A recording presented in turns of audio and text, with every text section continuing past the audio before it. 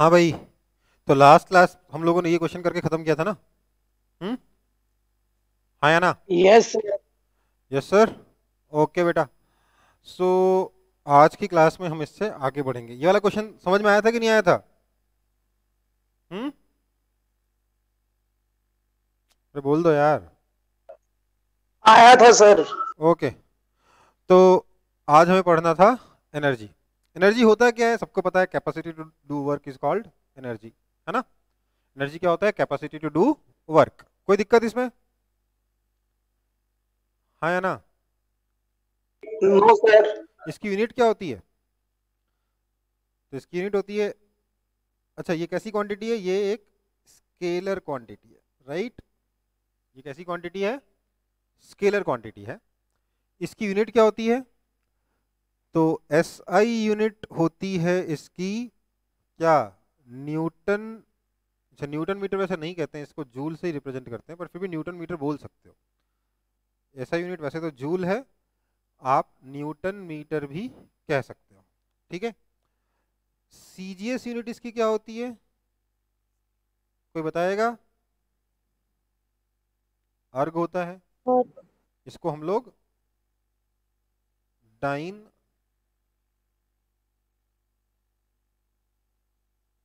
Centimetre भी कह सकते हैं सीजीएस यूनिट को, है ना बेटा? आपका जो वन अर्ग है that is equal to 10⁻⁻7 joule, ठीक है? और क्या होता है? आप इसका एक और यूनिट सीख सकते हो मॉलिक्यूलर लेवल पे, शायद आप लोगों ने केमिस्ट्री में पढ़ा होगा इसको। मॉलिक्यूलर लेवल पे हम लोग यूज करते हैं क्या? केमिस्ट्री में नहीं पढ़ा आप लोगों ने? एटॉमिक स्ट्रक्चर में इलेक्ट्रॉन वोल्ट। क्या था? इलेक्ट्रॉन वोल्ट, याद है? 1 electron volt is equal to 1.6 into 10⁻⁻19 joule. ठीक है, याद याद आया? पढ़ा था कि नहीं पढ़ा था? पढ़े थे सर। पढ़े थे। ओके। ये सब फटाफट कॉपी करते जा रहे हो ना, ये सब तो कुछ है नहीं एक्सप्लेन करने लायक इसमें। अब जो एनर्जी है हमारी, वो मेनली हम लोग दो टाइप में डिवाइड करते हैं, खास तौर से अपनी मैकेनिकल एनर्जी को, जो हम मैकेनिक्स से पढ़ते हैं जिस एनर्जी को, उसको हम खास तौर से दो तरीके टाइप की एनर्जी में डिवाइड करते हैं। एक का नाम है काइनेटिक, दूसरे का नाम है पोटेंशियल। पता है सबको, बचपन से पढ़े हो, बहुत बार पढ़ चुके हो, है ना? पता है कि नहीं पता? पता है पता सर। है सर। यार रेस्पॉन्ड करते जाओ, इतनी छोटी छोटी बातें में मैं पूछ रहा हूँ, फटाफट जवाब दो, आगे बढ़ेंगे, ठीक है? ओके। अब काइनेटिक एनर्जी की डेफिनेशन क्या होती है? Energy possessed bye virtue of position. नहीं नहीं नहीं नहीं नहीं नहीं नहीं, क्या होता है? वर्च्यू ऑफ मोशन, है ना? हाँ या ना? Yes sir. काइनेटिक एनर्जी क्या होता है? Energy possessed bye virtue of motion. Motion की वजह से जो एनर्जी होती है, ऑब्जेक्ट के मूव करने की वजह से जो उसमें कार्य करने की क्षमता होती है, जो वर्क करने की कैपेसिटी होती है due to motion, is called its kinetic energy. अगर कोई m मास का ऑब्जेक्ट v वेलोसिटी से मूव कर रहा है, तो उसकी काइनेटिक एनर्जी k हो जाती है कितनी? Half m v square. में से प्रूफ नहीं करा रहा हूं अभी के लिए, पर आप सबको पता है कि नहीं पता है ये चीज? पता है सर। पता है। ओके। पोटेंशियल एनर्जी क्या होता है? Energy possessed by virtue of position and sir config. Recording. अच्छा, रिकॉर्डिंग। तो बेटा रिकॉर्डिंग ऑन है? कहीं और रिकॉर्ड हो रहा है, ठीक है? हाँ। तो पोटेंशियल एनर्जी क्या होता है? Energy possessed by virtue of position and configuration. Position और कन्फिग्रेशन की वजह से जो एनर्जी होती है उसे क्या बोलते हैं? पोटेंशियल एनर्जी बोलते हैं, है ना बेटा? कन्फिग्रेशन का मतलब क्या होता है? यस। हाँ हाँ। कन्फिग्रेशन का मतलब क्या होता है? Relative position. मतलब आपके जो ऑब्जेक्ट्स, जो पार्टिकल्स हैं, उनकी एक दूसरे के रिस्पेक्ट में जो पोजीशन है, उसी के हिसाब से हम लोग पोटेंशियल एनर्जी को, मतलब सॉरी, उसी के ऊपर बेस होती है आपकी potential energy. Exactly potential energy क्या होती है, ये एनर्जी, ये आपका वर्क पावर एनर्जी पार्ट 2 में मैं डिस्कस करूंगा। अभी के लिए ये क्लास 10th वाली डेफिनेशन से ही काम चला रहे हैं, ठीक है। अब पोटेंशियल एनर्जी भी हमारे मैकेनिक्स में दो किस्म की होती है। कितने किस्म की होती है? दो किस्म की होती है। कौन कौन सी भाई? तो सर एक तो हमने पढ़ी थी ग्रेविटेशनल पोटेंशियल एनर्जी, याद है? Yes, sir. और वो दूसरी क्या थी? स्प्रिंग की नहीं आपने पढ़ी थी, इलास्टिक पोटेंशियल एनर्जी। पढ़ा था कि नहीं पढ़ा था इलास्टिक पोटेंशियल एनर्जी? पढ़े थे सर। ये जो इलास्टिक पोटेंशियल एनर्जी है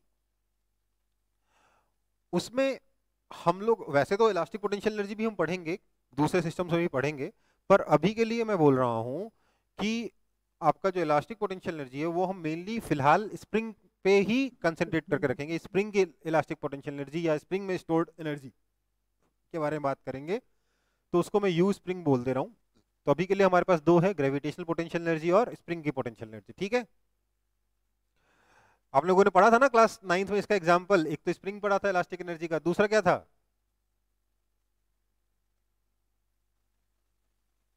धनुष पढ़ा था, धनुष, बो। अरे राम हाँ सर, पढ़े थे। पढ़े थे ना। और भी हो सकता है। अब ग्रेविटेशनल पोटेंशियल एनर्जी क्या होगी? अगर कोई ऑब्जेक्ट मास m का हाइट h ऊपर है ग्राउंड से, तो उसकी पोटेंशियल एनर्जी कितनी होती है? mgh हाँ, MGH। गलत कहा आप लोगों ने। ये आप लोगों ने बिल्कुल ही गलत कहा कि ग्राउंड से अगर हाइट h है तो ग्रेविटेशनल पोटेंशियल एनर्जी mgh होती है। ये मल्टीपल काउंट्स पे गलत है। में जो असली, जो बड़ी गलती है वो तो बाद में देखेंगे हम लोग जब ग्रेविटेशन पढ़ेंगे, बट फिलहाल मैं आपको ये गलती बता रहा हूँ कि आपको ऑब्जेक्ट की हाइट से मतलब नहीं होता है पोटेंशियल एनर्जी लिखने के लिए। आपको एक चाहिए होता है रेफरेंस लेवल। क्या चाहिए होता है? Reference level. तो मान लेते हैं कि ये ग्राउंड मेरा रेफरेंस लेवल है। मतलब रेफरेंस लेवल का मतलब क्या है? इस ग्राउंड पे रखे हुए ऑब्जेक्ट की पोटेंशियल एनर्जी को मैं जीरो मानूंगा। अगर ऐसा है तो इसकी पोटेंशियल एनर्जी mgh होगी।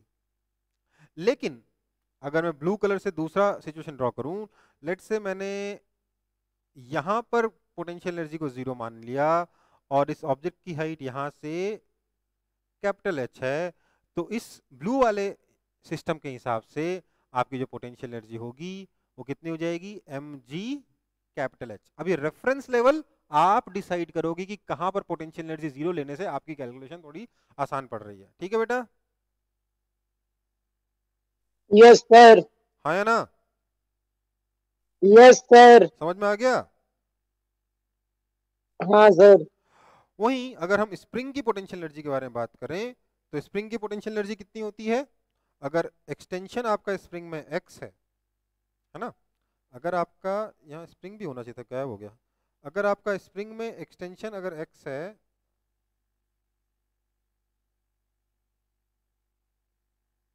देन आपके जो पोटेंशियल एनर्जी होगी यू स्प्रिंग, ये हो जाता है हाफ के एक्स स्क्वायर। कितना हो जाता है ये? हाफ के एक्स स्क्वायर। ठीक है बेटा? कोई दिक्कत है इसमें? No sir. कोई दिक्कत नहीं है ना? No sir. अब देखिए, x पॉजिटिव होगा चाहे नेगेटिव हो, मतलब कंप्रेशन हो चाहे एक्सटेंशन हो, दोनों ही केस में स्प्रिंग में पोटेंशियल एनर्जी कितनी मिलेगी? हाफ के एक्स स्क्वायर। x क्योंकि x का स्क्वायर हो गया, x पॉजिटिव है या नेगेटिव इससे कोई फर्क नहीं पड़ता। ठीक है बेटा? कोई दिक्कत? Yes sir. ओके, तो आगे बढ़ते हैं फिर। कॉपी कर लिया इसको? हाँ सर। Yes sir. किसी ने नहीं किया तो मुझे रोक दो, नहीं तो अदरवाइज मैं आगे बढ़ रहा हूं। अब देखो, वैसे तो एनर्जी के बारे में बहुत कुछ और पढ़ना होगा हमें, हम आगे पढ़ेंगे, खास तौर से पोटेंशियल एनर्जी के बारे में। काइनेटिक एनर्जी में तो कुछ खास है नहीं, पर फिलहाल इस पार्ट 1 में मैं सीधे बहुत सारे पोर्शन स्किप करके सीधे law of conservation of energy पे आ रहा हूँ, जो आप ऑलरेडी पढ़ चुके हो। आप में से कुछ लोग शायद वर्क एनर्जी थ्योरम पढ़ चुके होंगे, बट मैं वर्क एनर्जी थ्योरम को स्किप कर रहा हूँ। उसको नेक्स्ट पार्ट में हम लोग जब सेकंड पार्ट पढ़ेंगे तब अच्छे से देखेंगे। ठीक है? तो law of conservation of energy क्या होता है? Law of conservation of energy क्या कहता है? Law of conservation of energy क्या कहता है कि energy can neither be created nor be destroyed. Energy को ना तो क्रिएट कर सकते हैं ना ही डिस्ट्रॉय कर सकते हैं। ठीक है बेटा, energy can neither be created nor be destroyed. Energy को क्रिएट करना भी इम्पॉसिबल है, डिस्ट्रॉय करना भी इम्पॉसिबल है, बट इट कैन बी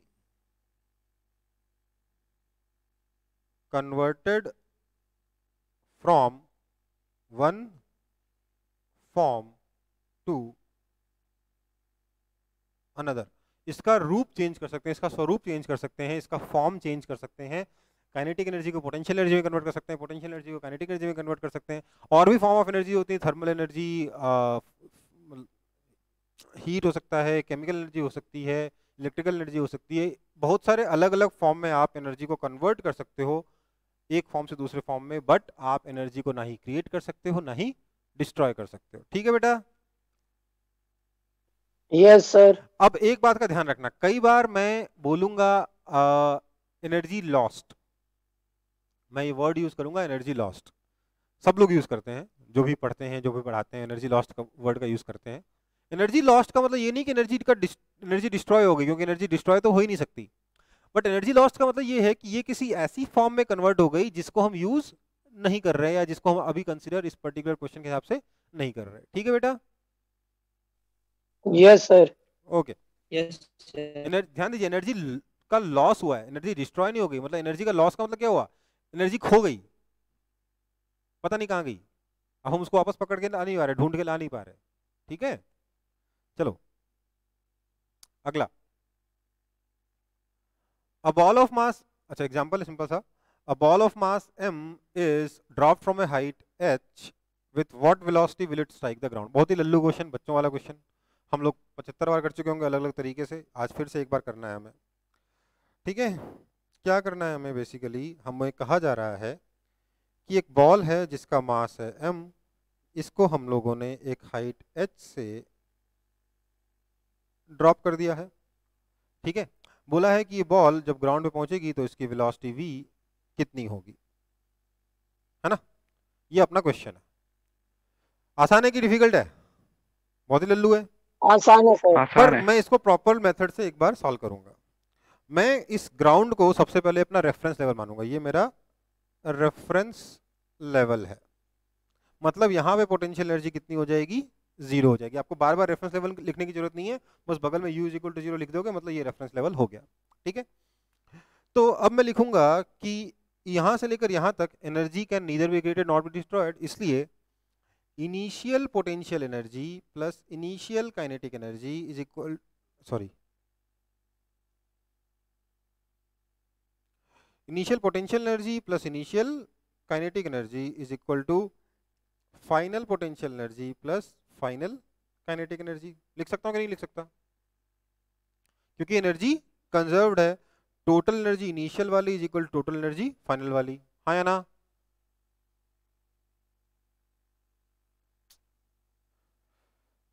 कोई रिस्पॉन्स नहीं, चलो। दिस इंप्लाइज, अब इनिशियल पोटेंशियल एनर्जी कितनी होगी? हाइट h पर पोटेंशियल एनर्जी कितनी होगी? mgh mgh plus initial kinetic energy कितनी है? रेस्ट पे था इसलिए जीरो, ड्रॉप किया रेस्ट पे, zero. 0 initial sorry final potential energy ground पे आ गया, मतलब जीरो हो गया क्योंकि हमारा रेफरेंस लेवल पे आ चुका है ये, plus final kinetic energy half m v square, mv square. This implies v is equal to under root of 2gh। हम ऑलरेडी इस क्वेश्चन को बहुत बार कर चुके हैं एक्सेलरेशन g मानते हुए, v square is equal to u square plus 2s लगा के, बट वो और ये वो अलग तरीका हुआ, ये अलग तरीका हुआ। देखा जाए तो अल्टीमेटली हम पाएंगे कि दोनों सेम ही है, बट अभी के लिए थोड़ा सा स्लाइट डिफरेंस है। एक तरीके से आप वेरिफिकेशन भी समझ सकते हो इसको कि हाँ यहाँ ये दोनों तरीके जो है सेम आंसर तक पहुंचा रहे हैं हमें। ठीक है बेटा? Yes sir. यस। आगे बढ़े फिर। Yes. Yes sir. Yes sir. Okay, तो इस क्वेश्चन को सॉल्व करेंगे सब लोग फटाफट।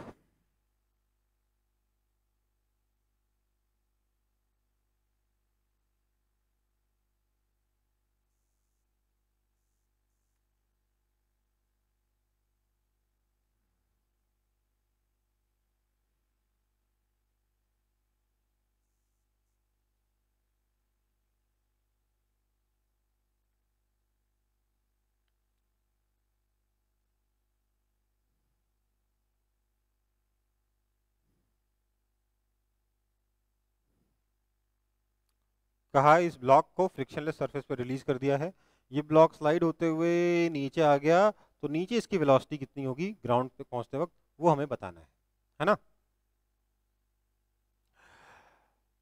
तो देखो जरा, ये ब्लॉक इधर से जाए चाहे सीधे नीचे गिर जाए, मान लेते हैं यहाँ पे सरफेस नहीं होता, सीधे नीचे गिर जाता, sir speed equals to √2g। हाँ, सीधे नीचे गिरे चाहे इधर से जाए, हाइट में तो उतना ही डिफरेंस आएगा ना। यहाँ की पोटेंशियल एनर्जी और यहाँ की पोटेंशियल एनर्जी तो सेम है, क्योंकि दोनों पर हाइट सेम है, हाँ या ना। हाँ सर। तो यहां पर पोटेंशियल एनर्जी लिखो चाहे यहां पे पोटेंशियल एनर्जी लिखो, बात एक ही है। तो इसलिए यहां की काइनेटिक एनर्जी और यहां की काइनेटिक एनर्जी भी सेम होनी चाहिए, होनी चाहिए कि नहीं होनी चाहिए? होनी चाहिए सर। अगर यहाँ पे वेलोसिटी डाउनवर्ड डायरेक्शन में √2gh आया, तो यहाँ पे इस डायरेक्शन में √2gh ही आना चाहिए। Now let's verify it. Let's say कि यहाँ पर हमारा पोटेंशियल एनर्जी 0 लेवल है, ठीक है, ये हमारा रेफरेंस लेवल है। अब हम बोलेंगे फिर से u initial plus k initial is equal to u final plus k final. This implies u initial कितना है बेटा? मास m मान लेते हैं, मास दिया नहीं हमको, कोई बात नहीं, मान लेंगे, जरूरत भी नहीं पड़ेगी, मास इसका m मान लेते हैं। तो u इनिशियल कितना हो जाएगा? mgh प्लस k इनिशियल कितना है? 0 plus half mv square. This implies v is equal to √2gh। देखिए इक्वेशन भी सेम टू सेम बनी जो पिछले क्वेश्चन बनी थी, कुछ नया हुआ ही नहीं। हाँ, अगर हम इसको मोशन वनडे वाले तरीके से सॉल्व करते तो क्या बोलते? इधर की तरफ एक्सेलरेशन कितना है? g sin थीटा, और डिस्प्लेसमेंट कितना है? l is equal to h upon sine theta. फिर बोलते v square is equal to 0 square plus 2as 2g sin theta into h upon sine theta. यहां से भी सेम आंसर आता कि नहीं आता? आता सर। है ना? Yes sir. ठीक है, आगे बढ़े। Yes sir. ये करेंगे क्वेश्चन।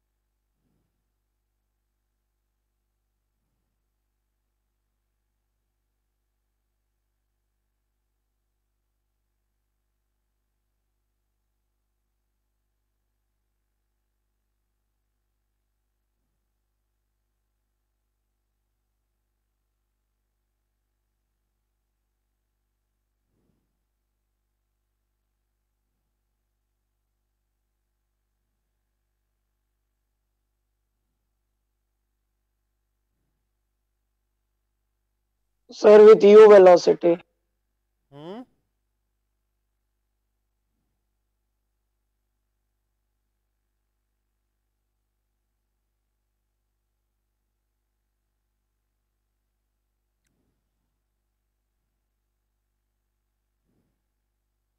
क्या हुआ है?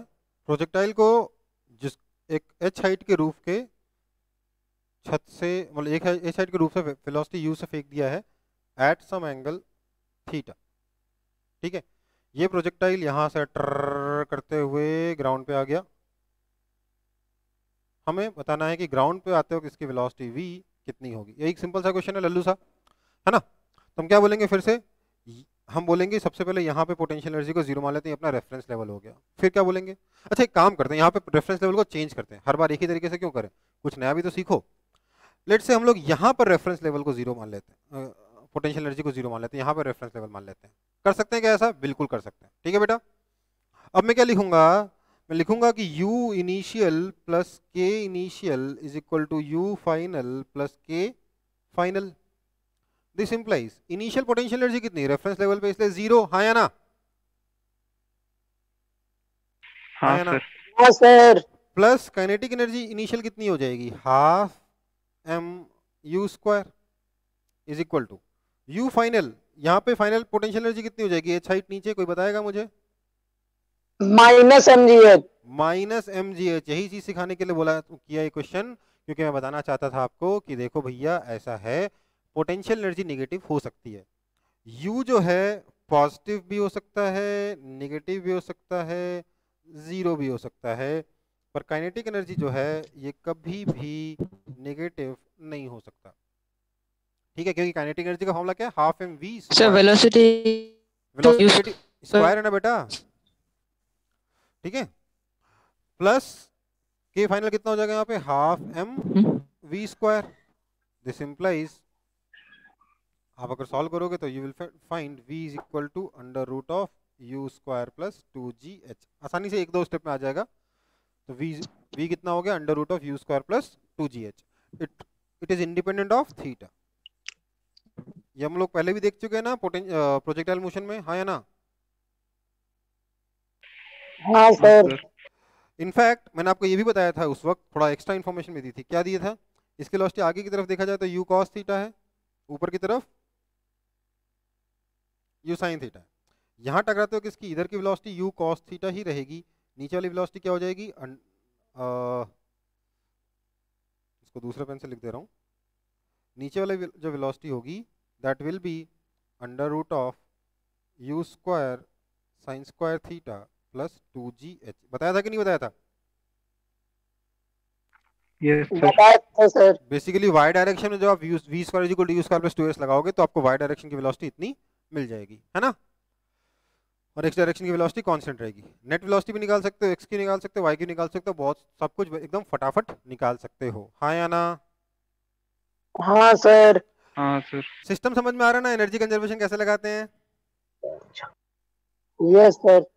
ओके, तो ये वाला क्वेश्चन सॉल्व करेंगे।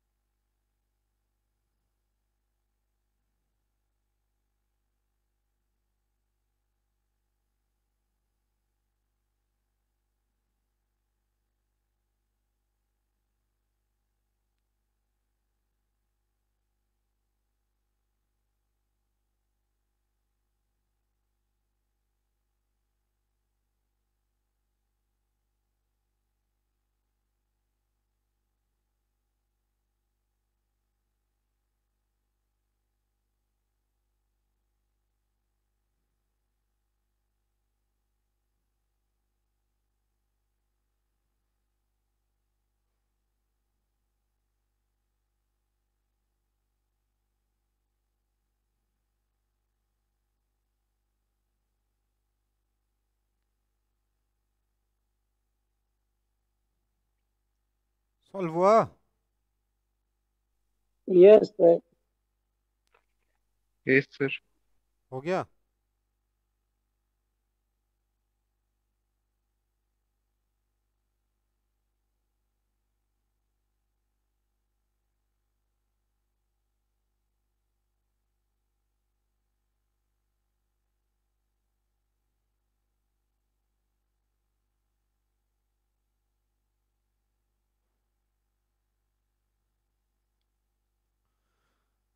देखो भाई,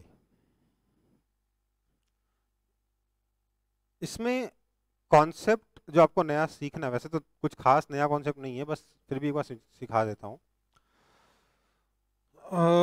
वो ये है कि एट मैक्सिमम कंप्रेशन जो स्पीड होगा ना, वो क्या हो जाएगा? मैक्सिमम कंप्रेशन पे स्पीड कितना हो जाएगा, बताएगा कोई मुझे? 0। 0। 0 हो जाएगा। कैसे पता? सर उससे ज्यादा कंप्रेसिव नहीं होगा तो ब्लॉक रुक जाएगा। उससे ज़्यादा कंप्रेशन तो होगा नहीं, तो ब्लॉक को रुकना होगा। बेसिकली आपका जो मोशन होगा इस ब्लॉक का, वो कुछ इस तरीके का होगा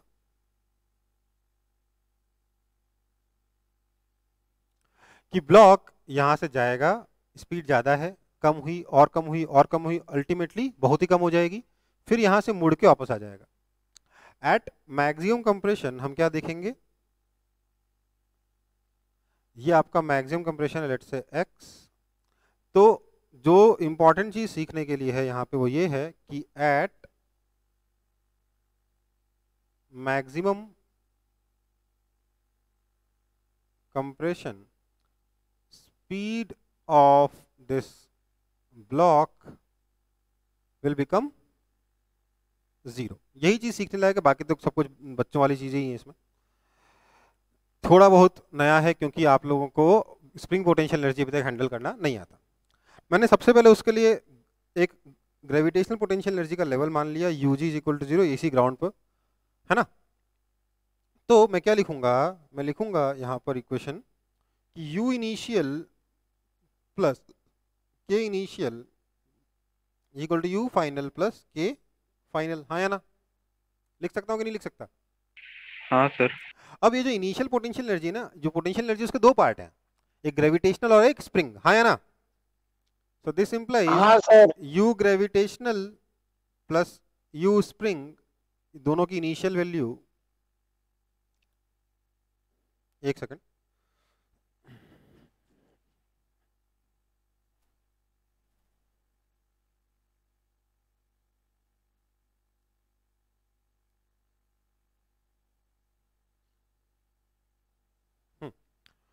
तो u gravitational plus u spring दोनों की initial value plus kinetic energy की initial value is equal to u gravitational final plus u spring final plus kinetic energy final. हाँ या ना? अब देखो क्या है ना यस कि सर। हमेशा तो सब कुछ ये ग्राउंड पे ही रहा, इसलिए ग्रेविटेशनल पोटेंशियल एनर्जी इनिशियल लो फाइनल लो दोनों 0 ही है ना। दिस इंप्लाइज स्प्रिंग की initial potential energy, initially spring क्या है, बिना कंप्रेशन के है, नेचुरल लेंथ पे, इसकी इनिशियल पोटेंशियल एनर्जी कितनी है? 0। प्लस काइनेटिक एनर्जी कितनी हो जाएगी? मास इसका m दे रखा है क्वेश्चन में, देख लो, half m u square is equal to spring की final potential energy, spring maximum compression पे, मैक्सिमम कंप्रेशन को मैंने x मान रखा है, तो ये हो जाएगा, अच्छा स्प्रिंग कांस्टेंट पे आपको दे रखा है k, तो कितना हो जाएगा? Half k x square plus k final, क्योंकि मैक्सिमम कंप्रेशन पे इसकी वेलोसिटी 0 है, इसलिए फाइनल काइनेटिक एनर्जी 0 हो जाएगी। This implies x is simply u times under root of m by k। इतना सिंपल सा क्वेश्चन है और कुछ नहीं, एक लाइन का आंसर है ना।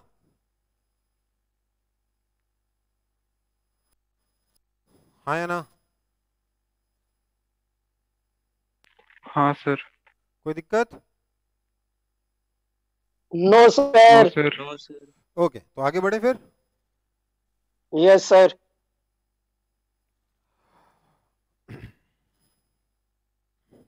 ये वाला क्वेश्चन सॉल्व करेंगे सब लोग फटाफट।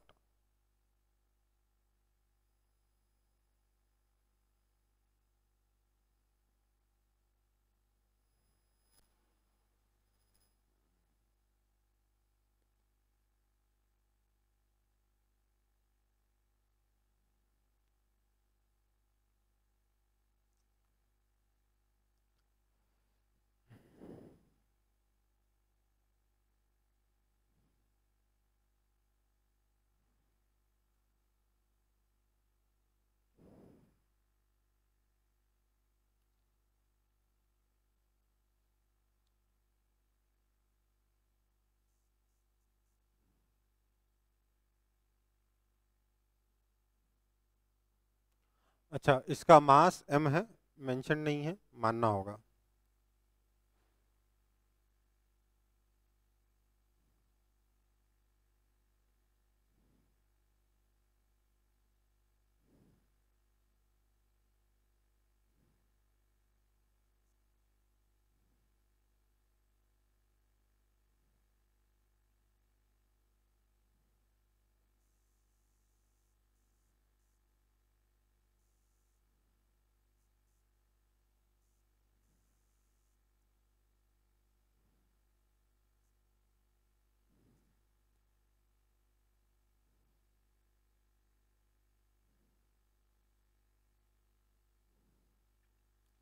हुआ?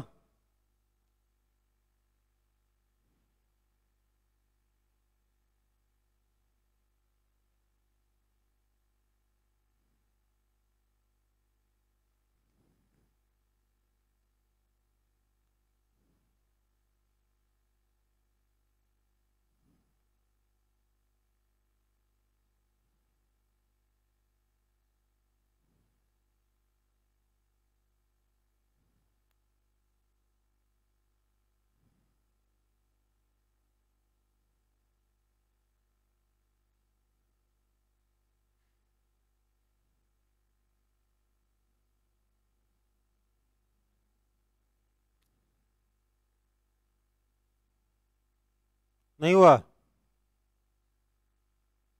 हो गया। हो गया? चलो देखो फिर, हम लोगों ने इस क्वेश्चन को सॉल्व करने के लिए यहाँ पर आपका ग्रेविटेशनल पोटेंशियल एनर्जी का रेफरेंस लेवल मान लिया 0, है ना? कोई दिक्कत? अब हम क्या बोलेंगे कि u इनिशियल किसका, स्प्रिंग का, प्लस u इनिशियल किसका, ग्रेविटेशनल वाला, plus k initial is equal to u final किसका, स्प्रिंग का, प्लस u फाइनल किसका, ग्रेविटेशनल का, प्लस k फाइनल, है ना? Initial potential energy plus final initial potential energy plus initial kinetic energy is equal to final potential energy plus final kinetic energy. बस potential energy में हम लोग spring की potential energy भी लिख रहे हैं और ग्रेविटेशनल पोटेंशियल एनर्जी भी लिख रहे हैं। कोई दिक्कत है इसमें? No sir. No Okay. Sir.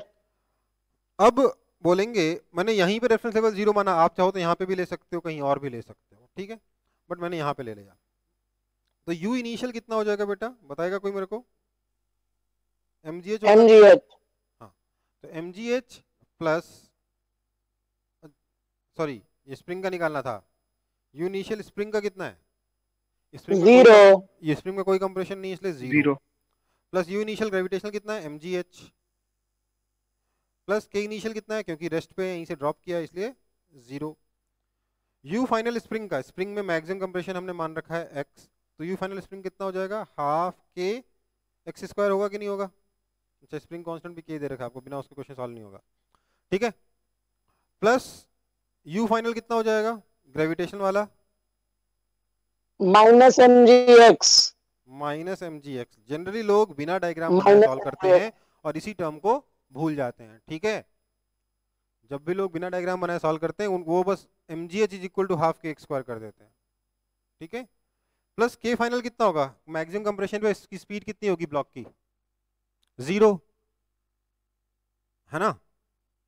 तो फाइनल काइनेटिक एनर्जी कितनी हो जाएगी, 0, ठीक है। सो दिस इंप्लाइज, हमें निकालना क्या था, h निकालना था, तो आराम से आ गया। h is equal to kx square by 2mg minus x, है ना? हाँ सर। आपसे क्वेश्चन में मैक्सिमम हाँ, कंप्रेशन सर। पूछा जा सकता है, तो कुछ नहीं करना है आपको, यहाँ पे क्वाड्रेटिक सॉल्व करनी पड़ेगी, ठीक है ना। अगर h दे दिया और मैक्सिमम कंप्रेशन पूछा तो क्या करना पड़ेगा, क्वाड्रेटिक सॉल्व करनी पड़ेगी।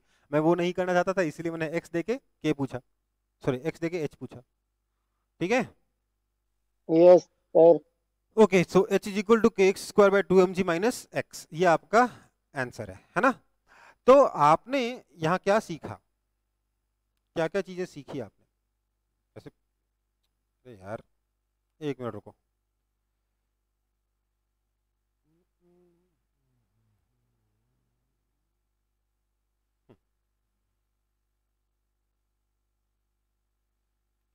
आपने यहाँ सीखा सबसे पहले तो कि ग्रेविटेशनल पोटेंशियल एनर्जी पॉजिटिव भी हो सकती है, निगेटिव भी हो सकती है, लास्ट क्वेश्चन में भी देख चुके हैं, हाँ या ना? हाँ दूसरा, सर। मैक्सिमम कंप्रेशन पे यहाँ पे भी वेलोसिटी जीरो हो सकती है, हाँ या ना? वेलोसिटी जीरो की कोई दिक्कत है इसमें? No sir. एक और चीज जो बहुत इंपॉर्टेंट आपने सीखी है वो ये है कि एनर्जी का यूज करते वक्त आपको यहां से यहां अलग, फिर यहां से यहां अलग सॉल्व करने की जरूरत नहीं है। ये रास्ता अपनाने की कोई जरूरत नहीं है। कई लोग ऐसा करते हैं कि सर यहां से ड्रॉप किया, यहां तक का निकाल लेते हैं, यहाँ पे वेलोसिटी निकाल लेते हैं, वेलोसिटी आ गई sir half m v square is equal to m g h, यहाँ वेलोसिटी आ गई, फिर यहाँ से लेकर यहाँ तक स्प्रिंग है तो यहाँ से लेकर यहाँ तक की फिर से इक्वेशन लिखेंगे। वो करने की आपको कोई जरूरत एनर्जी के केस में नहीं है, खास तौर से अगर एनर्जी कंजर्व्ड है, एनर्जी का कोई लॉस नहीं हो रहा, एनर्जी डिसिपेट नहीं हो रही किसी अनयूजफुल फॉर्म में, तो हमें ऐसा कुछ करने की जरूरत नहीं है। समझ में आया कि नहीं आया? आया ना? आ गया सर। हाँ, आगे चल के आपको ऐसे क्वेश्चन देखने को मिलेंगे जिसमें पूरे रास्ते में एनर्जी कंजर्व नहीं हो रही, आधे रास्ते में एनर्जी कंजर्व नहीं है, बाकी आधे रास्ते में एनर्जी कंजर्व है। तो एनर्जी कंजर्व का मतलब मैकेनिकल एनर्जी कंजर्व नहीं है, ठीक है? तो हम क्या करेंगे, जिस आधे रास्ते में एनर्जी कंजर्व नहीं है उसको अलग सॉल्व करेंगे, और जिस आधे रास्ते में एनर्जी कंजर्व है उसको अलग सॉल्व करेंगे, और हम अपने आंसर तक पहुंच जाएंगे। ठीक है बेटा? लेकिन इस क्वेश्चन में जहां पूरे के पूरे रास्ते में आपकी एनर्जी कंजर्व्ड है, आपको कोई भी बीच वाले स्टेप लेने की जरूरत नहीं है। ठीक है? कोई दिक्कत? No sir. इसी क्वेश्चन में अगर मैं एक छोटा सा वेरिएशन डाल दूं ना बेटा, मान लो यहाँ पे मैंने एक मास लगा दिया कैपिटल एम, तो आप यहाँ से यहाँ तक डायरेक्ट एनर्जी कंजर्वेशन नहीं कर सकते। क्यों नहीं कर सकते? क्योंकि जब ये ब्लॉक नीचे जाएगा, ये ब्लॉक इस कैपिटल एम वाले ब्लॉक से टकराएगा, टकराएगा कि नहीं टकराएगा? टकराएगा सर। कोलिजन होगा तो साउंड प्रोड्यूस होगा, हाँ सर। हीट प्रोड्यूस होगा, एनर्जी का लॉस होगा कि नहीं होगा? होगा सर। तो होगा सर। हमें यहाँ से यहाँ तक का पार्ट सॉल्व करना होगा, फिर इनके कोलिजन का पार्ट सॉल्व करना होगा, उसके बाद यहाँ से आगे कंप्रेशन का पार्ट सॉल्व करना होगा। ठीक है बेटा? अभी हमें कोलिजन यस सॉल्व सर। करना अभी हमें कोलिजन सॉल्व करना आता नहीं है, इसलिए हम ये क्वेश्चन अभी करेंगे नहीं। ठीक है? आगे बढ़ते हैं फिर। ये वाला क्वेश्चन सॉल्व करिए खुद से सब लोग। स्प्रिंग कांस्टेंट यहाँ पर के है, दिया हुआ नहीं है फिर से। सर थोड़ा सा पीछे करिए ना। लो, हो गया सर, हो गया।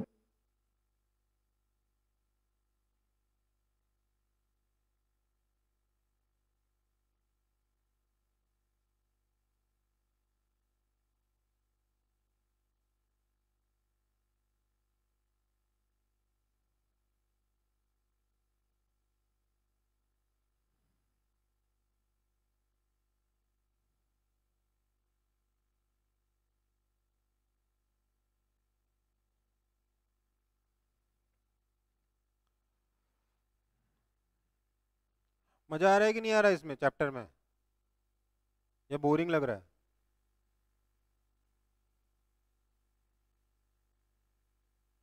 सर ठीक ठाक। ठीक ठाक। मजेदार है सर। काफी इजी है ना ये वाला portion? Yes sir.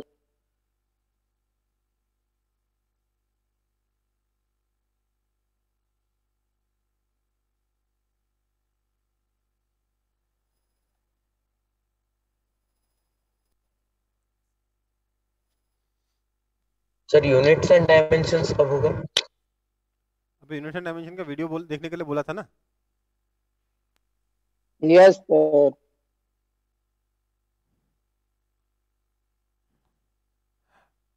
Half yearly के सिलेबस में के आगे का भी आ रहा होगा जी, मतलब सेंटर ऑफ मास और रोटेशन भी आ रहा होगा। आ रहा है कि नहीं आ रहा?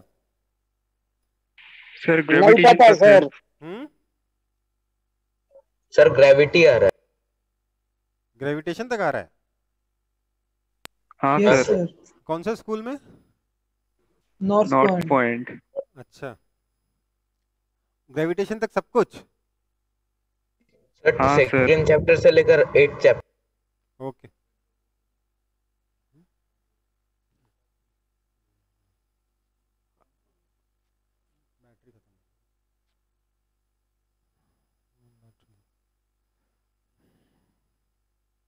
चलो कॉपी हो गया?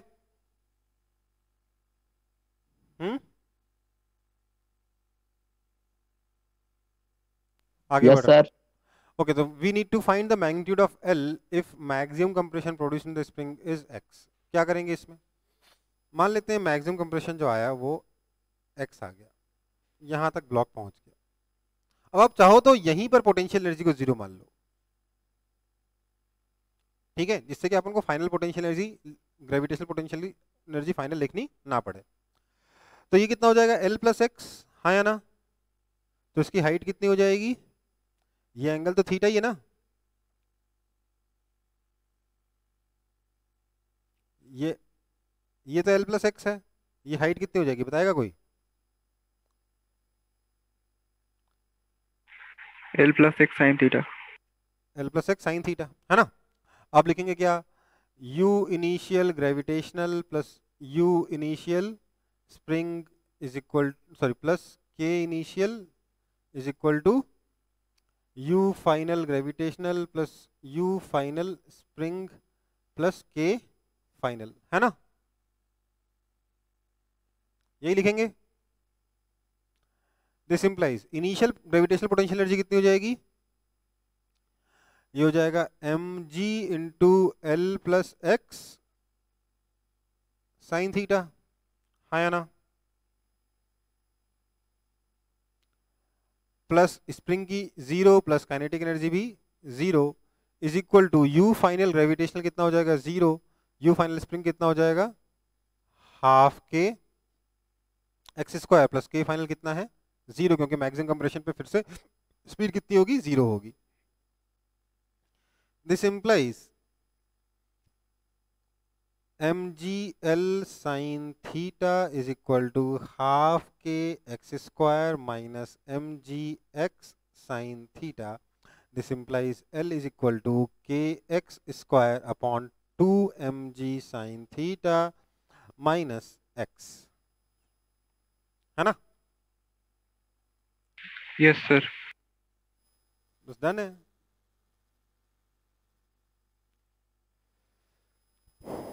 कोई दिक्कत है इसमें? क्वेश्चन है कि अलग है कोई क्वेश्चन पिछला वाला और ये वाला?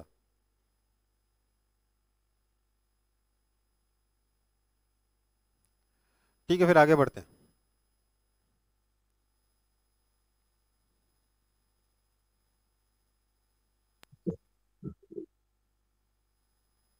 सर पिछले क्वेश्चन में अगर u इक्वल टू 0 एकदम नीचे वाले पॉइंट पे मानते जहां पे स्प्रिंग अटैच था तो अलग आंसर आ रहा है। नहीं बेटा, एकदम सही आंसर आएगा। अगर आप यहाँ पे u इक्वल टू 0 मानोगे तो इसकी इनिशियल लेंथ L नॉट मानो, है ना? तो u इनिशियल को क्या लिखोगे आप? u इनिशियल को लिखोगे mg L not plus L sine theta, और u फाइनल को क्या लिखोगे? mg L not minus x sine theta. ये लिखा कि कुछ और लिखा आपने? ओ हाँ सर, गलती हो गया था, समझ गया। समझ में आ गया? ओके। हाँ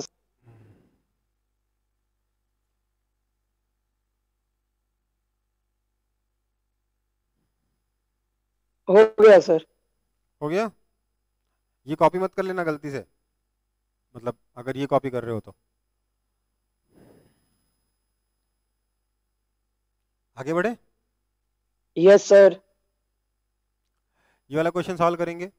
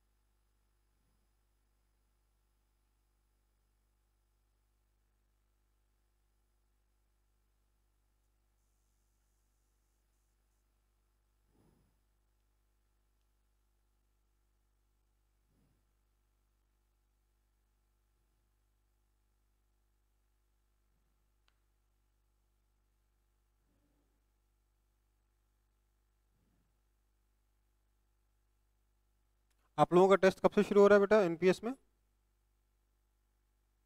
सर 18 19th. हम्म, 18 सितंबर। 18 ठीक है।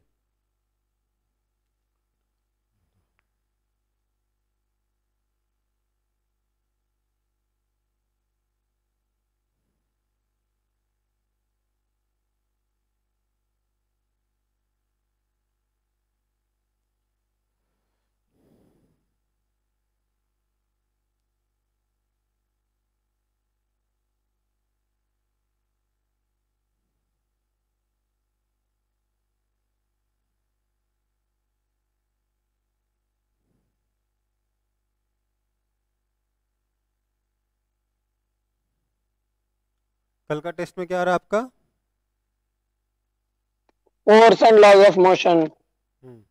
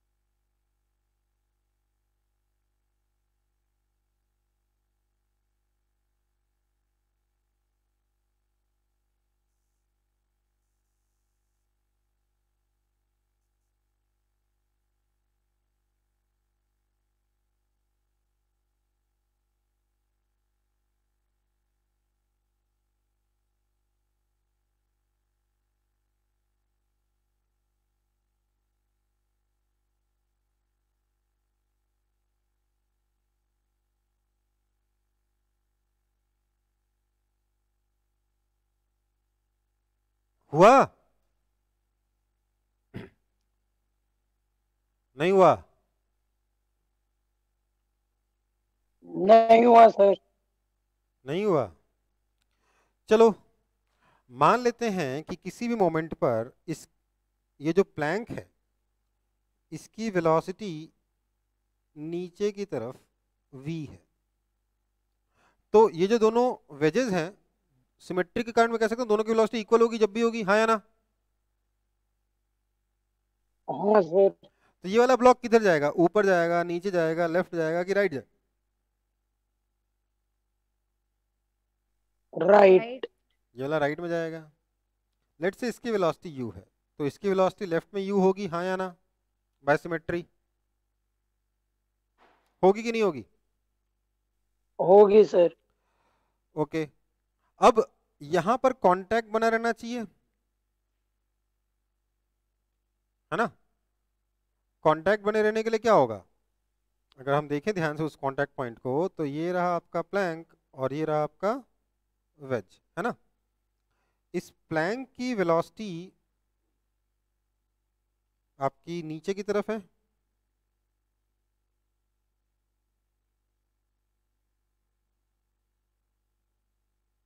और इस वेज की वेलोसिटी इधर की तरफ है, हाँ या ना? तो ऐसे में मैं ये कहूंगा कि इसकी डाउनवर्ड वेलोसिटी v और इसकी हॉरिजॉन्टल वेलोसिटी u कुछ ऐसी होनी चाहिए कि इनका कांटेक्ट ना टूटे। कांटेक्ट नहीं टूटने के लिए दोनों के नॉर्मल डायरेक्शन में, सरफेस के नॉर्मल डायरेक्शन दोनों की वेलोसिटी इक्वल होनी चाहिए कि नहीं होनी चाहिए, हाँ या ना? बता दो। नहीं हाँ समझ सर। में। तो अब मुझे बताओ अगर ये नॉर्मल है, ये वाला क्वेश्चन किया था ना अपन लोगों ने एक, क्या बोला था? इसकी वेलोसिटी v इधर, इसकी वेलोसिटी u इधर, तो दोनों के कॉमन नॉर्मल के अलोंग दोनों की वेलोसिटी का कंपोनेंट इक्वल होना चाहिए। No relative motion along normal, तभी तो कांटेक्ट मेंटेन रहेगा, है ना? तो बताओ ये एंगल अगर थीटा है तो ये एंगल 90 डिग्री माइनस थीटा, इसकी वेलोसिटी नीचे की तरफ v, तो ये वाला एंगल फिर से थीटा, इसकी वेलोसिटी इधर की तरफ u, तो ये वाला एंगल 90 डिग्री माइनस थीटा। तो मैं सबसे पहले तो ये लिखा मैंने कि v cos theta is equal to u cos 90 degree minus theta, मतलब u sin थीटा, हाँ या ना? To maintain contact. क्लियर है? Yes sir. मैं इसको भी हटा दे रहा हूं। सिर्फ ये कहा मैंने कि दोनों के कॉमन नॉर्मल के अलोंग या दोनों के जो पॉइंट ऑफ कांटेक्ट है वहां पे जो नॉर्मल ड्रॉ करोगे उस नॉर्मल के अलोंग दोनों की वेलोसिटी इक्वल करी मैंने, ठीक है? तो maintain contact v cos theta is equal to u sin theta. Okay, हमेशा होना चाहिए ये, मतलब जब ये प्लैंक ग्राउंड पे पहुंचने वाला होगा उस वक्त ऐसा ही होना चाहिए, हाँ या ना? हाँ या ना? तो ये जो वेलोसिटी v है ना, इसको मैं फाइनल बोल रहा हूँ, ये फाइनल वाली वेलोसिटी है। लेट्स से ये फाइनल मतलब ग्राउंड पे पहुंचते वक्त की वेलोसिटी को v माना है मैंने। तो मैं फिर से क्या लिखूंगा? u initial plus k initial is equal to u final plus k final.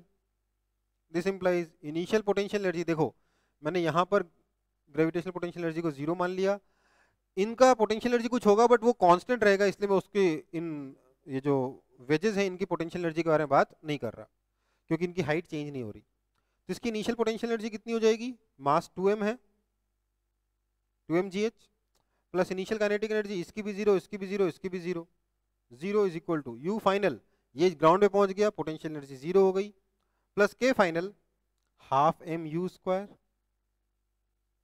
Plus half m u square plus half 2m v square, हाँ या ना?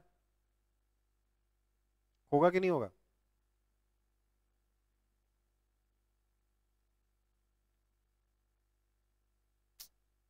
बताओ। Yes sir. होगा सर। है ना। सो मैं लिख सकता हूँ, इसका मतलब ये हो गया कि 2mgh is equal to m times u square plus v square. ठीक है ना। मुझे निकालना किसको है? मुझे निकालना है वेलोसिटी ऑफ वेजेस, मतलब मुझे u निकालना है। मुझे क्या नहीं निकालना है? v नहीं निकालना है। So let's write v in terms of u और v को एलिमिनेट करते हैं। यहां से हम लोग v एलिमिनेट करेंगे तो मतलब यहाँ पे से v की वैल्यू, यहाँ से v की वैल्यू उठा के यहाँ डाल देंगे, v एलिमिनेट हो जाएगा, राइट। तो मैंने यहां से बोला this implies v is equal to u tan theta, है ना।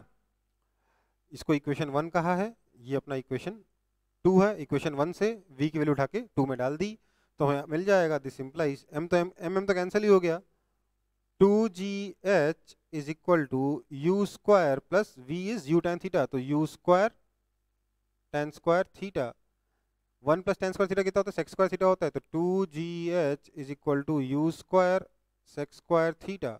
This implies u sec theta is equal to root 2gh। This implies u is equal to under root of 2gh upon sec theta मतलब cos theta. यहां लिख रहा हूं this implies u is equal to under root of 2gh cos theta. ये आपका answer है। समझ में आया कि नहीं आया?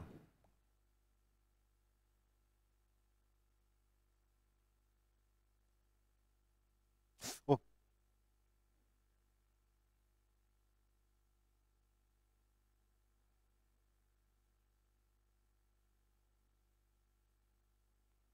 समझ में आया कि नहीं? बता दो। समझ गए सर। पक्का? Yes sir. ओके सर वो मेंटेन कांटेक्ट वाला पॉइंट और एक बार बता दीजिए ना। चलो ठीक है, बता देते हैं एक बार फिर से। पहले इसको कॉपी कर लो फिर बताएंगे।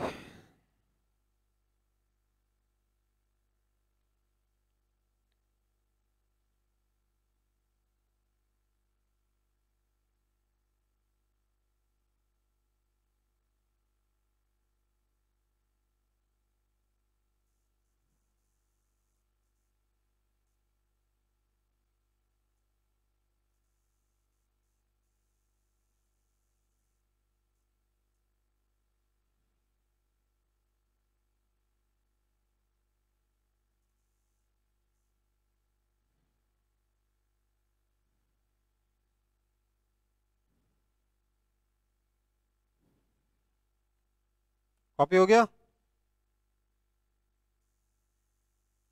Yes sir.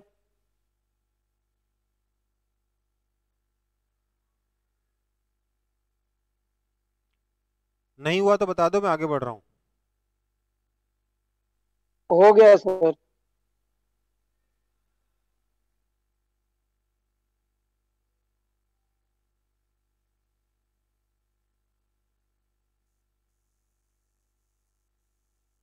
देखो भाई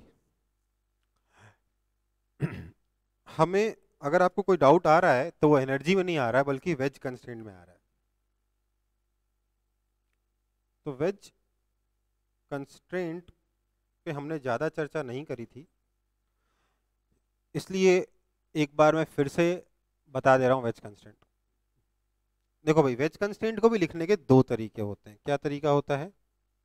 एक तो ये कि work done by normal force is equal to 0। दूसरा ये कि velocity of surface A with respect to surface B along their normal is equal to 0। कहने का मतलब ये है कि इसको मैं कैसे बता रहा हूँ। ये हमारे पास जैसे इस क्वेश्चन में दो सरफेसेस थे जो आपस में कांटेक्ट में थे, इसका कॉर्नर और इसका सरफेस, राइट। अब देखिए मान लेते हैं ये जो वेज है, अगर आप इस वेज के रेफरेंस में चले गए, अगर आप इस वेज के रेफरेंस में चले गए तो ये जो सरफेस है क्या ये इधर जा सकता है? वेज के रेफरेंस में गए मतलब वेज रेस्ट पर है, है ना। तो अगर मुझे बताओ कि अगर वेज रेस्ट पर है, अगर ये रेस्ट पर है, तो क्या ये सरफेस इधर जा सकता है, हाँ या ना? No sir. नहीं जा सकता ना। क्यों नहीं जा सकता? क्योंकि इनको कांटेक्ट मेंटेन रखना है, ठीक है। ये सरफेस इसके अंदर घुस नहीं सकता, कांटेक्ट मेंटेन रखना है। नहीं कांटेक्ट मेंटेन, अगर कांटेक्ट मेंटेन है तो ये सरफेस इधर भी नहीं जा सकता। जा सकता है क्या? No sir. अगर इधर चला गया तो सरफेस से कांटेक्ट टूट जाएगा, है ना। तो अगर ये सरफेस मूव करेगा तो या तो इधर मूव करेगा या फिर इधर मूव करेगा, हाँ या ना? हाँ सर। मतलब कि इस सरफेस के रेस्पेक्ट में, इस सरफेस, यहाँ पे तो पॉइंट है but point he surface, point surface contact में नहीं, पॉइंट ही कांटेक्ट में है ना, तो उसी को मैं सरफेस रेफर कर रहा हूँ। तो इस सरफेस के रेस्पेक्ट में इस सरफेस की वेलोसिटी नॉर्मल डायरेक्शन में नहीं हो सकती, सिर्फ टेंजेंशियल डायरेक्शन में हो सकती है, हाँ या ना? हाँ सर। मतलब कि नॉर्मल डायरेक्शन में दोनों की वेलोसिटी, इसकी वेलोसिटी और इसकी वेलोसिटी इक्वल होगी, क्योंकि रिलेटिव वेलोसिटी जीरो है नॉर्मल डायरेक्शन में।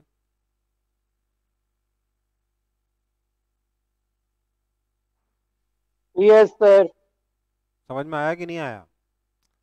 क्योंकि नॉर्मल डायरेक्शन में इस सरफेस के रेस्पेक्ट में ये वाला सरफेस मूव नहीं कर सकता नॉर्मल डायरेक्शन में। नॉर्मल डायरेक्शन में कोई रिलेटिव वेलोसिटी दोनों सरफेसेस के बीच में नहीं हो सकती, इसलिए नॉर्मल डायरेक्शन में दोनों की वेलोसिटी इक्वल होगी, हाँ या ना? इसलिए अगर मैं इसकी वेलोसिटी v बोलता हूं, इसकी वेलोसिटी u बोलता हूं, तो ये एंगल थीटा, ये 90 डिग्री माइनस थीटा, ये एंगल थीटा, ये एंगल 90 डिग्री माइनस थीटा, हाँ या ना? तो v का इधर नॉर्मल वाला कंपोनेंट कितना हो जाएगा, v cos थीटा, है ना। और u का कंपोनेंट क्या हो जाएगा नॉर्मल वाला, u sin थीटा। यही तो लिखा है, यही तो लिखा है। यस सर, समझ गए। समझ गए? तो ये वेज कंस्ट्रेंट का एक सीधा सा प्रिंसिपल हुआ। दूसरा तरीका ये होता है कि work done by normal force is zero. मतलब क्या? मतलब ये कि ये आपका प्लैंक था, है ना, सॉरी प्लैंक नहीं, ये आपका वेज था, इधर आपका प्लैंक था। इस प्लैंक पे नॉर्मल फोर्स लगेगा इधर और वेज पे नॉर्मल फोर्स लगेगा इधर, है ना, है ना। हाँ सर। अब इसकी वेलोसिटी हमने मानी है नीचे की तरफ v, और इसकी वेलोसिटी हमने मानी है इधर की तरफ u। ठीक है बेटा? Yes sir. ये एंगल अगर थीटा है तो ये एंगल कितना हो गया, 90 डिग्री माइनस थीटा। अच्छा ये एंगल, हाँ ये एंगल 90 डिग्री माइनस थीटा, ये एंगल थीटा, ये वाला एंगल फिर से थीटा, हाँ या ना?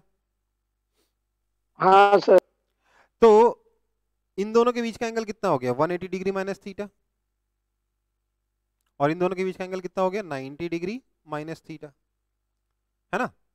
तो नॉर्मल इनटू ये वाला वेलोसिटी, इसको v, normal vector dot v vector plus, अच्छा इसको n1 वेक्टर कह देता हूँ, इसको n2 कह देता हूँ, plus n2 vector dot u vector is equal to 0, हाँ या ना? बता दो। Yes sir. इसका मतलब क्या हो गया, n1 vector dot v vector कितना हो जाएगा, n1v cos 180 degree minus theta, yes sir. Plus n2 vector dot u vector कितना हो जाएगा, n2u cos 90 degree minus theta, हाँ या ना? This is equal to 0। This implies minus n1v, और n1 n2 तो है तो इक्वल ही, यस सर। तो minus nv plus, sir minus nv cos theta plus nu sin theta equals to 0। n n cancel हो गया, आया कि नहीं आया ये, आ गया cos theta sir. Is equal to u sin theta, आ गया ना? समझ में आई बात? Yes sir. तो इस तरीके से हम लोग वेज कंस्ट्रेंट लिख सकते हैं, ठीक है। दो तरीके मैंने आपको बता दिए। देखो मैं इसका यूज तो सच बताऊं मैंने आज पहली बार किया है, ईमानदारी से बता रहा हूं।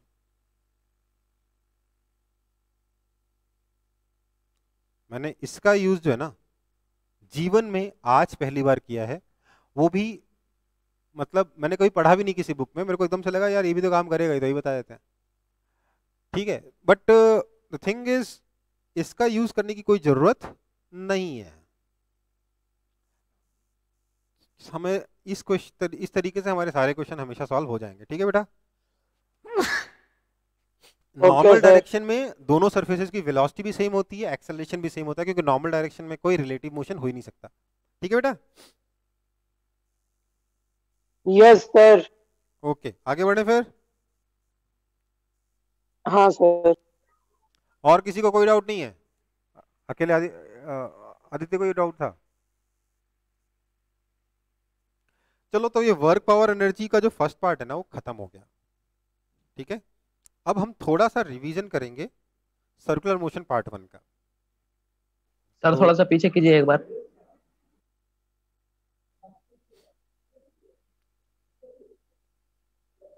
हो गया सर, हो गया। हो गया।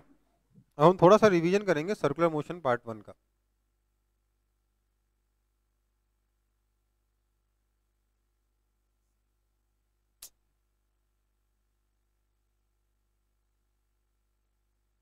Revision circular motion, short revision है, कुछ खास ज़्यादा नहीं करने वाले, सिर्फ एकदम की चीज़ें जो आपको याद होनी ही चाहिए वो मैं एक बार वापस से बता दूंगा।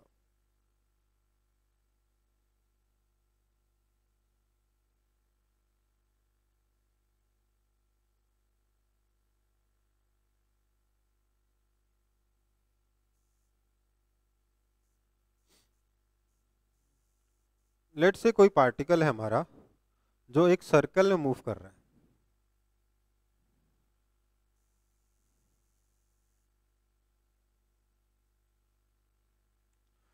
ठीक है।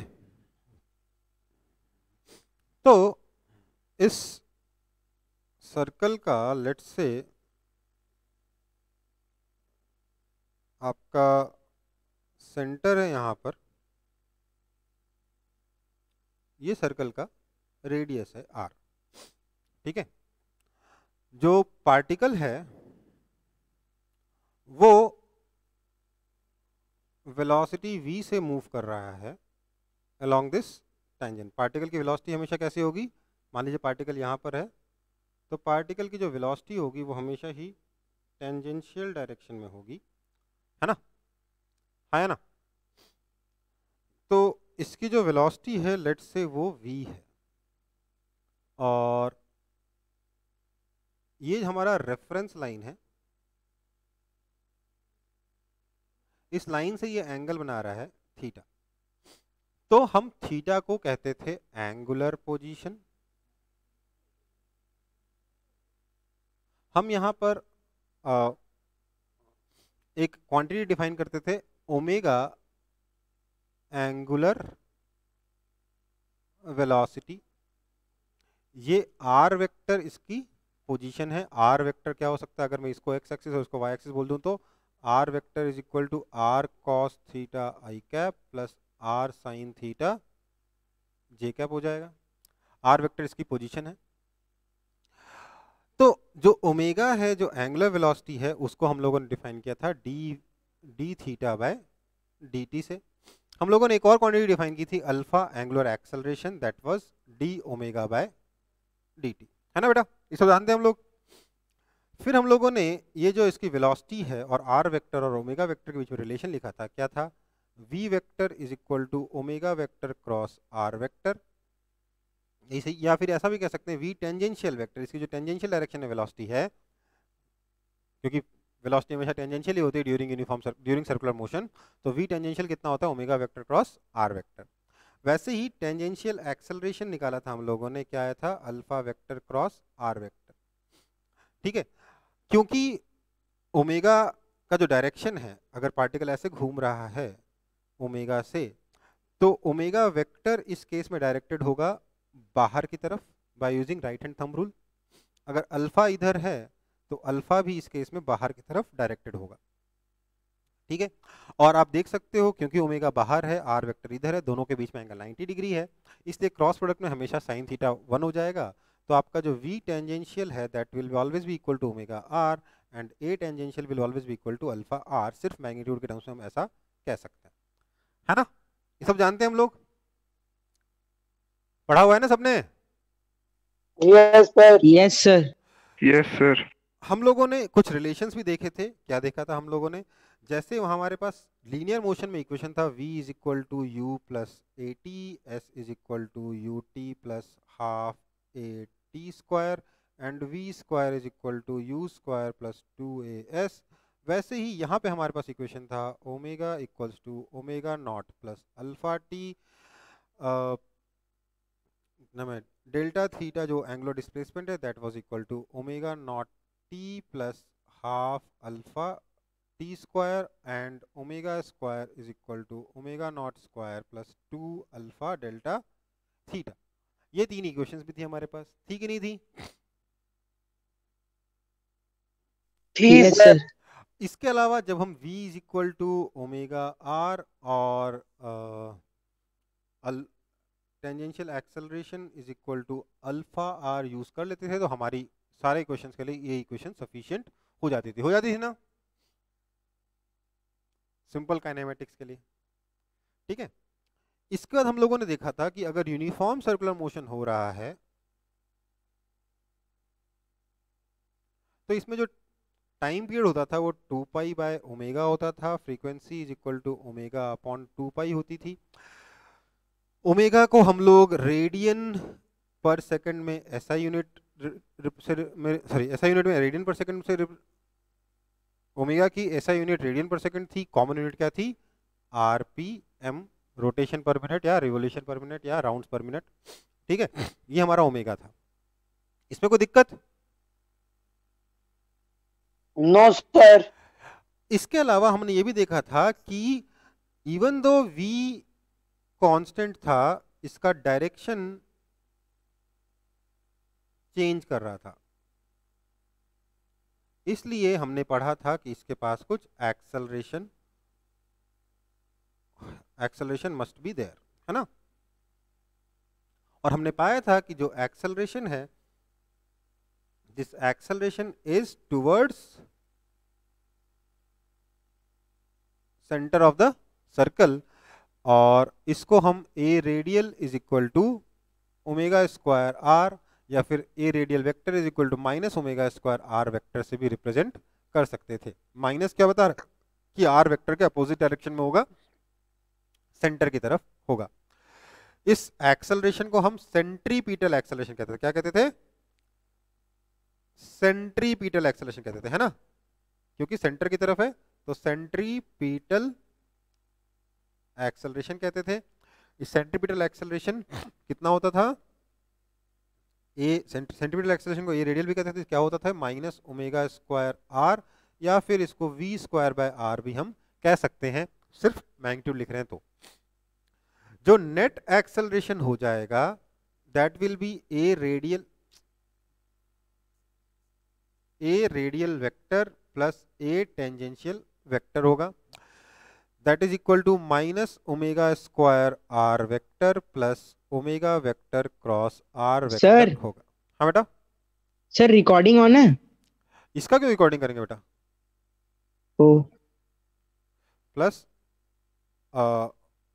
Alpha vector cross r vector होगा, लेकिन हो सकता है रिकॉर्डिंग हो भी रहा हो, देख लेता हूँ, चेक कर लेता हूँ। रिकॉर्डिंग हो रही है, ठीक है। तो एक्सेलरेशन जो है वो minus omega square r vector plus alpha vector cross r vector से हमें मिल जाएगा। इस एक्सेलरेशन वेक्टर का जो मैग्नीट्यूड होता है वो क्या हो जाएगा? Under root of a radial square plus a tangential square, that will be equal to under root of omega square r का whole square plus alpha r का होल स्क्वायर। हाँ या ना? ये सब कुछ हम लोग पढ़ चुके हैं ना?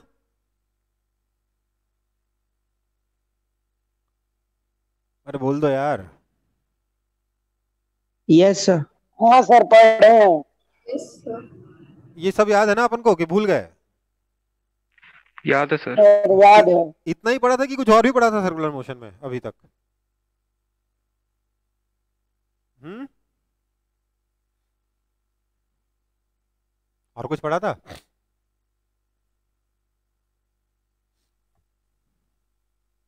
जहां तक कि इतना ही था सर। इतना ही था ना? कुछ क्वेश्चंस किए थे, मैं क्वेश्चंस नहीं करवा रहा हूँ, थ्योरी में इतना ही था, ठीक है? Yes sir.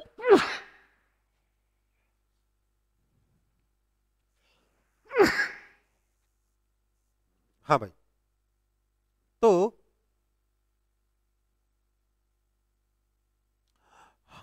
अब मुझे आप एक सिंपल सी चीज बताइए,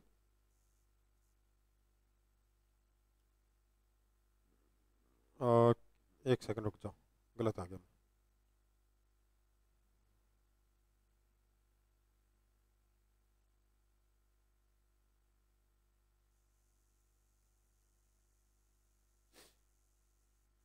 अगर मैं एक पार्टिकल का सर्कुलर मोशन कंसीडर करूं,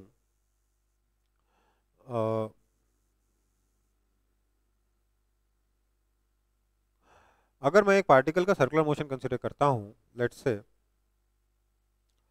और वो जो वेलोस क्या है, इस ये यूनिफॉर्मली एक्सेलरेटेड मोशन है, ये इसका रेडियस r है, पार्टिकल यहां पर है, इसकी वेलोसिटी इधर है, ठीक है? और ये पार्टिकल इस तरीके से एंगुलर एक्सेलरेशन अल्फा से जा रहा है, ठीक है? तो आप में से कोई मुझे बता सकता है कि इसका डायरेक्शन ऑफ नेट एक्सेलरेशन कितना है?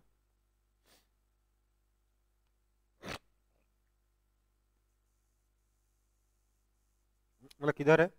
डायग्राम में बता सकते हो? अपने आप से डायग्राम में ही सोच सकते हो कि नहीं सोच सकते हो? बताओगे तो कैसे? क्या होगा? इसके पास मेनली दो एक्सेलरेशन है, एक तो है सेंट्रीपिटल एक्सेलरेशन, रेडियल एक्सेलरेशन, जो कि सेंटर की तरफ होगा, है ना? और एक हो जाएगा, क्योंकि अल्फा इधर है इसलिए टेंजेंशियल एक्सेलरेशन भी इधर ही होगा। इस वजह से इसका जो नेट एक्सेलरेशन आएगा वो किधर आएगा? कुछ ऐसा आएगा, हाँ या ना? समझ में आई हाँ बात? सर। इस तरीके से किसी भी पॉइंट पे आप एक्सेलरेशन का डायरेक्शन निकाल सकते हो कि नहीं निकाल सकते? निकाल सकते हैं सर। निकाल सकते हो, ठीक है। तो आज के लिए इतना ही, ठीक। नेक्स्ट क्लास में हम लोग शुरू करेंगे सर्कुलर मोशन,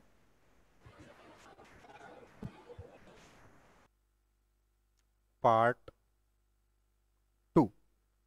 बेसिकली इसे हम पढ़ेंगे डायनामिक्स के बारे में।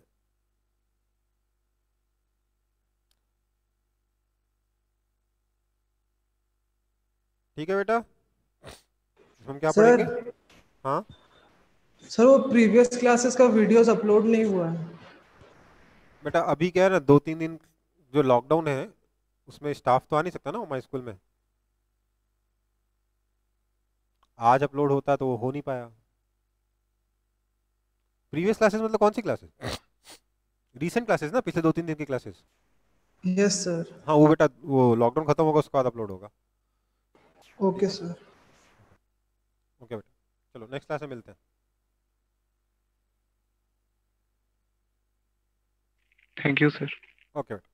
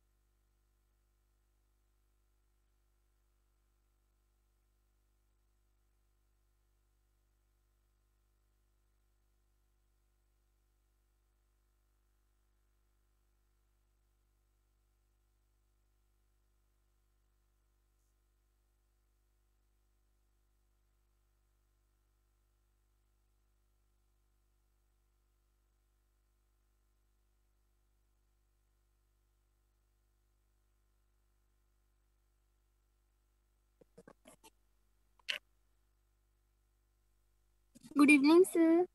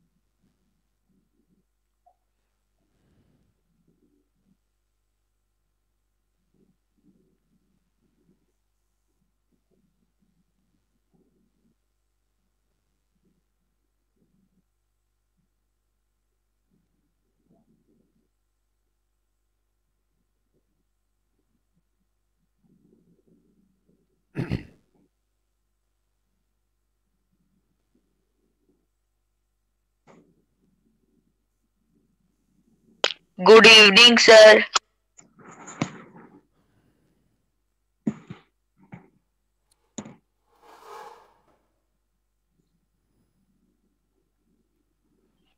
Good evening, sir. Good evening. Good evening.